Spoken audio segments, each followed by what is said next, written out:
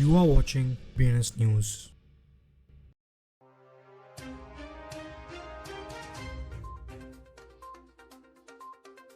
आज की headlines. South Korean crypto exchange Bithumb's IPO के लिए एम कर रहा है बावजूद डीप ट्रबल्स के।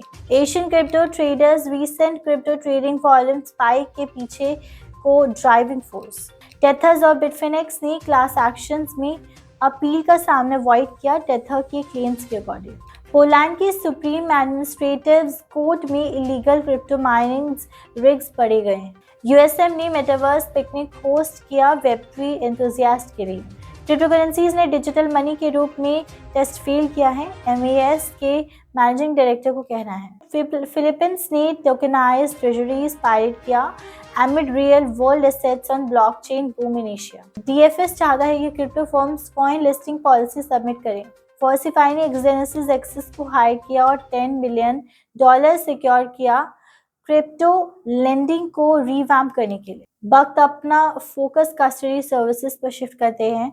डोज, शिब और अदर कॉइन्स के लिए सपोर्ट ऐड करते हैं। कंसेंसस ने बिग टेक को इनवाइट किया डिसेंट्रलाइज्ड इंफ्रास्ट्रक्चर नेटवर्क में। ऑस्मोस लैब्स ने EIP 1559 का इम्प्लीमेंटेशन जस्ट 6 आवर्स में डेवलप किया। साउथ कोरियन क्रिप्टो एक्सचेंज बिटथम ने इफेक्टिवली कंफर्म किया है कि वो एक इनिशियल पब्लिक ऑफरिंग लॉन्च करने की उम्मीद रखता है, लेकिन फाइनेंशियल इश्यूज और ऑनगोइंग लीगल प्रोग्राम्स उनके रास्ते में रुकावट बन सकते हैं। South Korean media outlets economist और दिसंबर के अकॉर्डिंग बिटथम्स नेशन का पहला क्रिप्टो एक्सचेंज बनना चाहता है जो पब्लिक हो। ब्लूमबर्ग की रिपोर्ट्स के मुताबिक साउथ कोरियन ट्रेडर्स ने डिजिटल एसेट्स मार्केट वॉल्यूम में सिग्निफिकेंट इंक्रीज किया है। जनवरी से नवंबर तक साउथ कोरियन एक्सचेंजेस से मार्केट शेयर 5.2% से बढ़कर 12.9% हो गया, जिसमें अब बिट एक मेजर कंट्रीब्यूटर है। Digital assets data provider CC data के अकॉर्डिंग टेथर्स और बिटफिनेक्स के against filed class action lawsuits एक फाइनल स्टेज तक पहुंच गया है, जब प्लेंटिफ ने रीसेंट रूलिंग के अगेंस्ट अपीलिंग करने का डिसीजन नहीं लिया।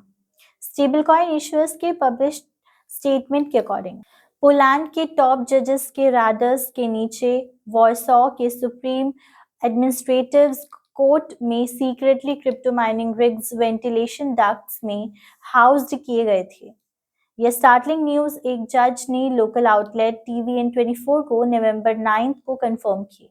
लगता है ये क्रिप्टो माइनिंग रिग्स एक टेक्नीशियंस ने अगस्त में डिस्कवर किए थे, जो तुरंत प्रोसिक्यूटर्स ऑफिस और इंटरनल सिक्योरिटी एजेंसी द्वारा एक इन्वेस्टिगेशन को ट्रिगर किया। यूएसएम्स इकोसिस्टम्स जो मेटावर्स और वेब3 डोमेन्स में रैपिडली इवॉल्व हो रहा है, ने हाल ही में एक और माइलस्टोन अचीव किया अपनी यूनिक कुछ अनकवर करने की क्वेस्ट में।